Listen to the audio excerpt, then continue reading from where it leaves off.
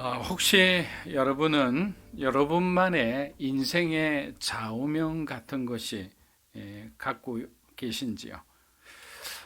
피할 수 없으면 차라리 즐겨라. 이 말은 우리나라 특수부대의 좌우명과 같은 것입니다. 훈련이 너무나 고되다 보니까 피하고 싶은데 그것을 피할 수 없으니 차라리 억지로 끌려가듯 가지 말고 이 훈련을 통해 너 자신이 더 강해진다는 믿음을 가지고 이 순간을 즐겨라, 이런 뜻입니다. 말처럼 쉽지 않지만 병사들에게 굉장한 힘을 북돋아 줄 때가 있습니다. 왜 이런 인생의 좌우명이 필요한지에 대해 의문을 품는 사람들에게 저는 이런 말씀을 드리고 싶습니다. 우리가 살면서 수많은 일을 겪게 됩니다. 근데 이러한 일들을 겪을 때 우리가 분명한 어떤 인생관 그리고 하나님을 향한 신앙관이 결여되어 있으면 예상치 못한 그 어려움들을 우리가 극복할 때 일관된 그 원칙으로 살아가기가 어렵습니다. 그때마다 달라지는 거예요. 바울의 전도팀에게도 분명한 선교의 원칙이 있었습니다. 그것은 현장을 우선하는 그리고 현장에 대한 책임감 있는 태도와 그리고 행동이었습니다. 만일 복음에 적대적인 사람들이 교회와 성도들에게 악행을 일삼으며 전도팀을 방해한다면 전도팀은 희생을 각오하고 그 지역에서 가급적 오랫동안 머물면서 그런 영적 전쟁을 친히 받아내면서 그 전도 대상자들을 집중적으로 케어했던 거예요. 그들 스스로가 이런 핍박과 위협을 이길 수 있을 때까지 한 곳에 머물면서 성경을 강론하거나 회당에서 복음을 전하는 것을 멈추지 않았다라는 겁니다. 사도행전 19장 3절 한번 읽어보겠습니다. 두 사도가 오래 있어 주를 나오지 않나요? 자, 두 사도가 오래 있어 주를 힘입어 담대히 말하니 주께서 그들의 손으로 표적과 기사를 행하게 하여 자기 은혜의 말씀을 증언하시니. 자, 두 사도가 오래 머물렀다고 되어 있습니다. 오래 머물렀다. 그러나 루스라처럼 복음을 반대하는 세력들이 아주 조직화되어서 활동하는 곳에서는 바울의 전도팀과 그곳에 있는 형제들이 공격받는 것을 우려해서 그냥 과감 없이 즉시 이동하기도 했습니다. 왜냐하면 이 조직화된 세력이라는 것은 지속적으로 그곳에 있는 그 형제들과 그리스도의 제자들을 아주 그냥 그 장소에서 살 수 없을 정도로 공격할 수 있기 때문입니다.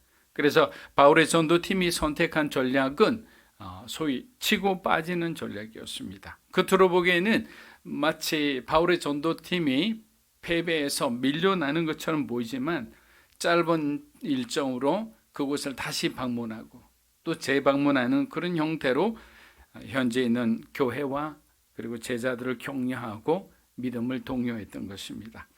사도행전 14장 1절에서 2절입니다. 이에 이고니온에서 두 사도가 함께 유대인의 회당에 들어가 말하니 유다와 헬라의 허다한 무리가 믿더라.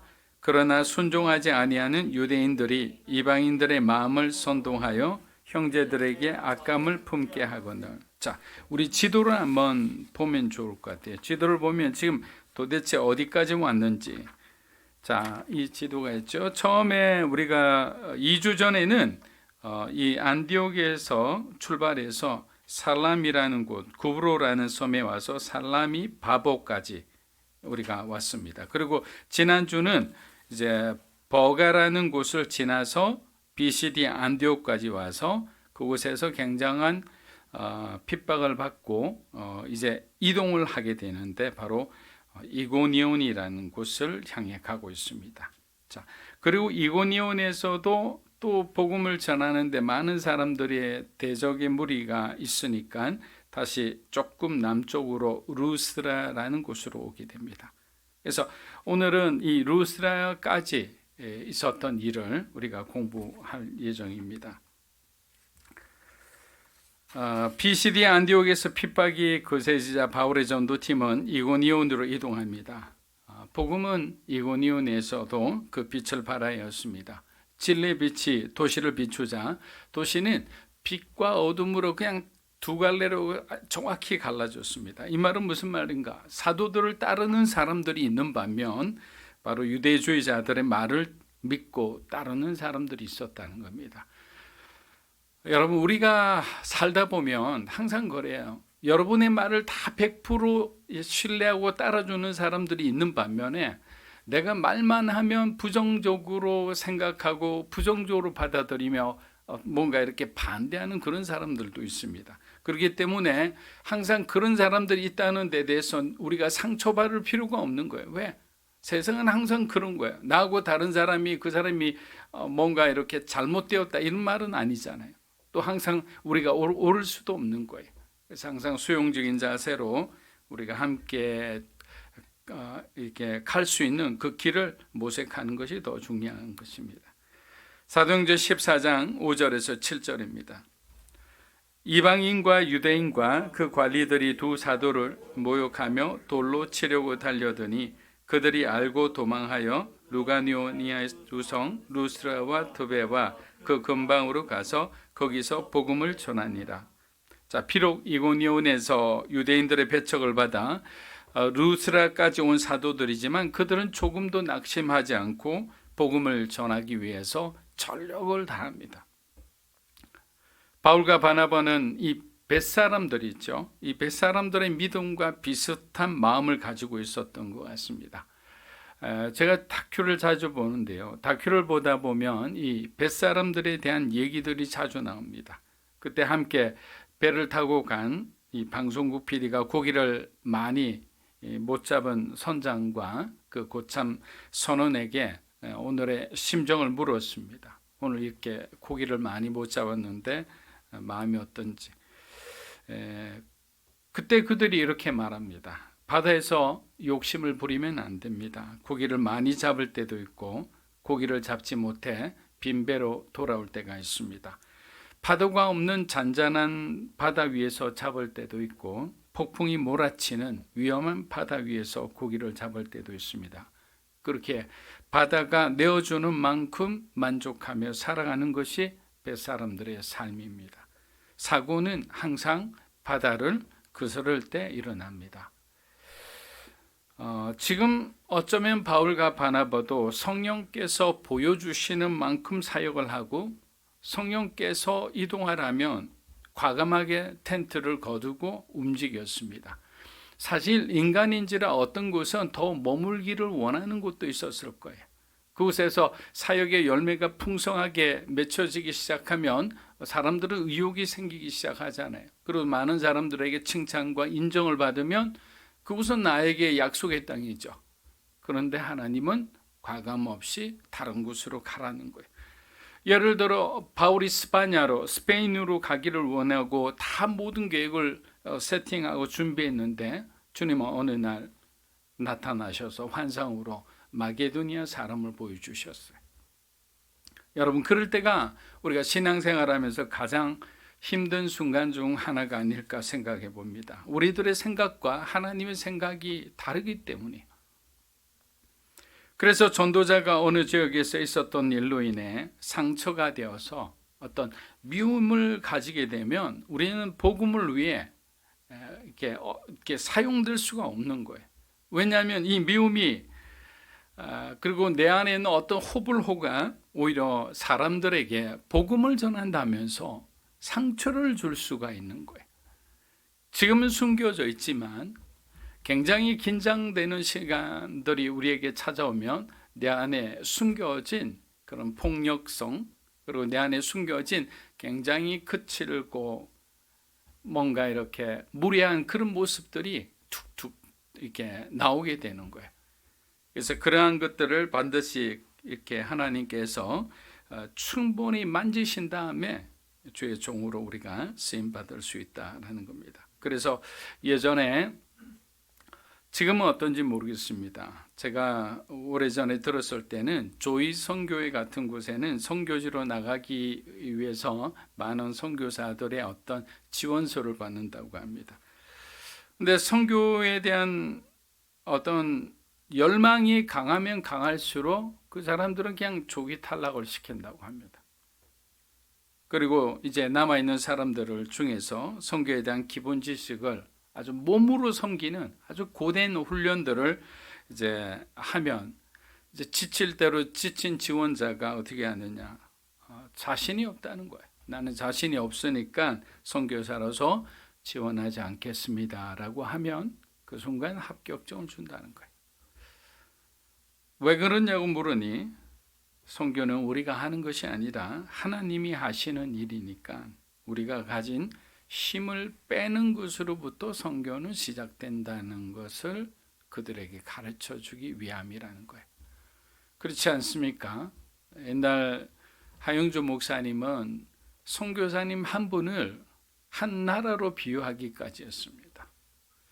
파키스탄에 한 선교사님이 가 계시면 그 선교사님에게 어떤 위성방송을 보낼 수 있다는 것은 돈이 1억이 들고 2억이 들어도 관계없다는 거예요. 왜? 그분은 그 나라를 대표해서 그곳에 가 있는 거라는 거예요. 그러면 그렇게 중요한 어떤 선교의 사명을 가진 사람들이라면 당연히 하나님이 중심이 된 삶을 살 수 있는 그 어떤 훈련이 되어 있어야 되는 것입니다. 복음 전파도 마찬가지입니다.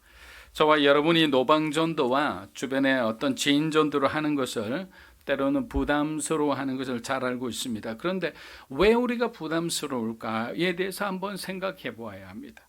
사람들의 시선, 내가 주는 것을 받지 않을까에 대한 어떤 거절에 대한 두려움, 근데 이런 것은 어쩌면 핑계에 불과합니다. 성령 하나님을 의지하고 나아가는 데 대해서 우리가 아직 익숙하지 않은 거예요. 그러니까 성령님을 온전히 의지하고 그리고 복음의 은혜가 얼마나 소중하다는 것을 알고 주님이 언제 오실지 모른다는 그 구원의 긴박성을 우리가 느끼고 있다면 우리가 누군가에게 나아간다는 데 대해서 조금도 두려워하거나 그리고 불편해하지 않는 거예요. 그래서 훈련이 필요한 겁니다. 그래서 가기 전에 그 팀별로 그렇게 아우리치 팀들이 막 눈물로 기도하면서 정기적으로 만나서 기도하는 것은 뭐냐? 현장에 가서 성령의 능력이 그들을 통해 나타나기 위해서 그러는 거예요. 그래서 기도하지 않고 그냥 믿음으로 간다면서 그냥 바쁘다 해서 그냥 간 팀하고 어려운 시간 그냥 쪼개서 30분씩 1시간씩 만나서 함께 서로가 기도하고 그렇게 마음을 하나가 된 팀들은 그 역사하는 그 능력이 달라지는 거예요. 여러분들도 마찬가지입니다. 가정을 위해서도 여러분 혼자 기도하는 것보다 엄마하고 같이 기도하는 게 더 중요해요. 가족이 함께 하나가 돼서 기도하는 것이 더 큰 능력을 발휘하는 거예요. 만일 혼자가 되어 있는 분들은 다 그 기도 제목을 부탁해서 함께 기도하는 그런 훈련들을 우리가 많이 할 필요가 있는 것입니다. 지금 우리가 배우는 것은 선교의 현장이잖아요. 그 현장을 하나님께서 어떻게 다루시는지, 또 현장에서 바울과 바나바는 어떻게 쓰임 받는지, 또 그들은 선교사로 헌신하고 또 선교지에 갔지만 하나님을 그들은 또 어떻게 배워나가는지 여러 각도로 우리가 말씀을 보면서 우리가 배울 수 있는 거예요. 우리가 어떨 때는 바울의 입장에서 바울도 얼마나 놀랐을까, 바울도 얼마나 답답했을까, 그들이 궁지에 몰렸을 때 하나님 우리를 도와주십시오. 여기서 우리의 어떤 모든 사역이 멈춰서는 안 되지 않습니까? 그런데 하나님은 항상 드라마틱하게 그들의 가장 필요할 때 나타나셔서 모든 상황을 그냥 완전히 정리하시는 정말 멋진 하나님이시죠. 그분이 우리 하나님이심을 믿으시길 주의 이름으로 축복합니다. 사도행전 14장 8절에서 10절입니다. 루스라에 발을 쓰지 못하는 한 사람이 앉아 있는데 나면서 걷지 못 들어본 적이 없는 자라. 바울이 말하는 것을 듣고는 바울이 주목하여 구원받을 만한 믿음이 그에게 있는 것을 보고 큰 소리로 이르되 내 발로 그 사람이 일어나 걷는지라. 자, 발을 쓰지 못하는 사람이란 말은 사도행전 3장에 나오는 그 성전 미문에 앉아있던 그 안전뱅이와 똑같은 병을 가진 사람이죠. 그는 베드로를 만나 어떻게 됩니까? 기적적인 체험을 했습니다. 베드로에게 은과 금을 구걸하라 했지만 베드로는 그에게 예수 그리스도의 이름으로 내가 너를 구원하겠다 하면서 잡아당기니까 그가 일어났지 않습니까? 놀라운 기적이죠. 오늘 등장하는 루스라에 걷지 못하는 이 사람은 바울이 전하는 설교를, 그 메시지를, 복음을 먼저 들었어요. 여러분 오늘 이 시간에 이 부분이 굉장히 중요하니까 잘 한번 들어보세요. 복음을 들었어요. 그렇다고 뭐 그가 그냥 집중해서 어디 가서 들을 수 있는 그런 상황이 안 됐어요. 왜? 안전뱅이니까. 다리를 못 쓰니까. 복음이 굉장히 약자잖아요. 근데 하나님은 그에게 바울이 전하는 복음이 들리게 하신 거예요. 아멘이십니까? 우리가 어떠한 형편에 있든지 하나님은 우리에게 그 복음이, 그 굿뉴스가 들리게 하는 거예요. 우리가 열정을 갖고 주님을 향하여 간절한 마음을 갖고 있다면 하나님은 우리에게 들리게 하신다는 거예요. 그게 중요한 포인트예요. 그 사람이 듣고 기적이 일어나고, 이거는 두 번째 부차적인 거예요. 하나님의 음성을 들었을 때, 그리고 듣는 순간에 이 청년에게 어떤 일이 났습니까? 믿음이 막 내 마음속에서 일어나기 시작한 거예요. 불처럼. 그는 처음 느꼈을 거예요. 그런 마음, 자기 안에서 뭔가 타오르는 마음, 이것이 무엇이지?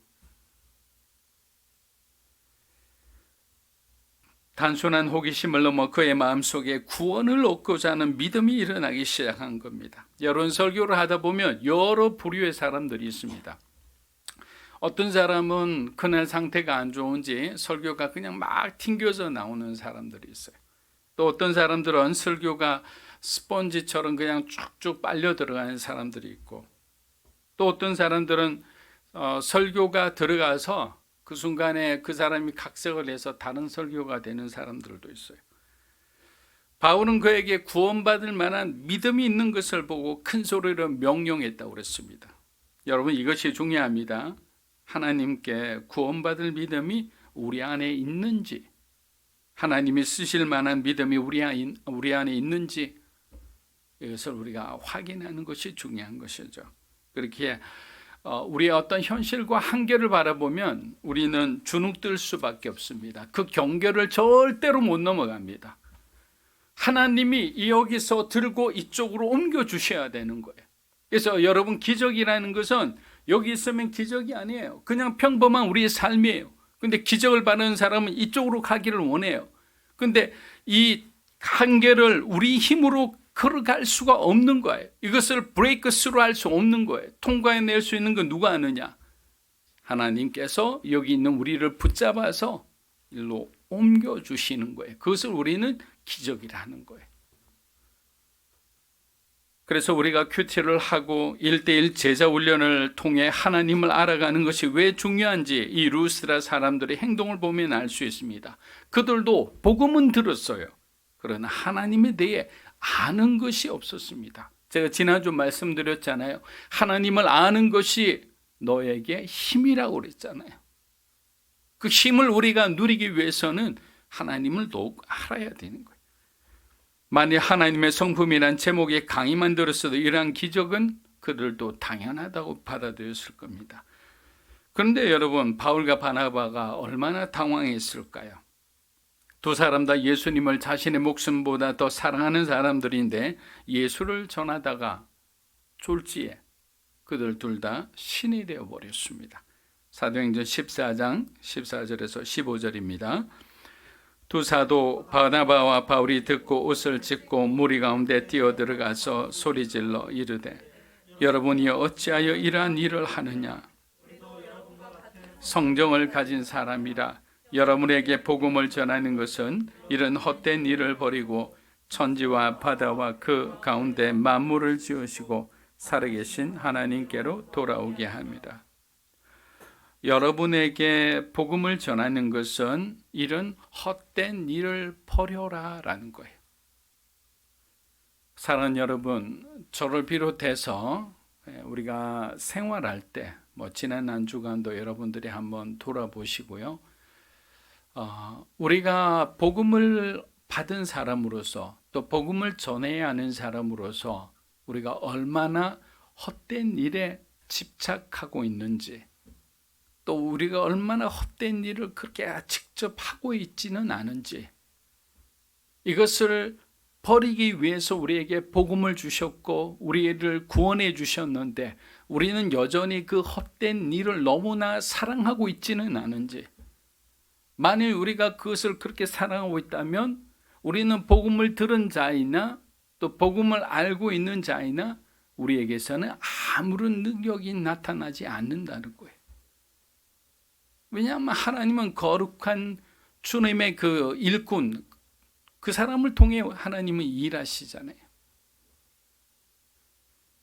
이 헛된 일이 무엇인지 다시 한번 우리가 깊이 묵상해 보면 좋겠습니다. 바울과 바나바는 그 말을 듣자마자 어떻게 했습니까? 옷을 찢었어요. 옷을 찢는 것은 굉장히 자기의 마음에 분이 나서 어쩔 줄 모를 때, 화가 났을 때 하는 행동 중에 하나예요. 바울과 바나바는 신성 모독에 대해서 그들의 분노를 표하는 것으로 옷을 찢었습니다. 영적으로 아둔한 바리새인들도 예수님이 예전에 하나님의 아들이라고 스스로 말씀하셨을 때 그 자신들의 두꺼운 옷을 찢으려고 애를 쓴 적이 있습니다. 근데 아마 찢는 흉내만 냈을 거예요.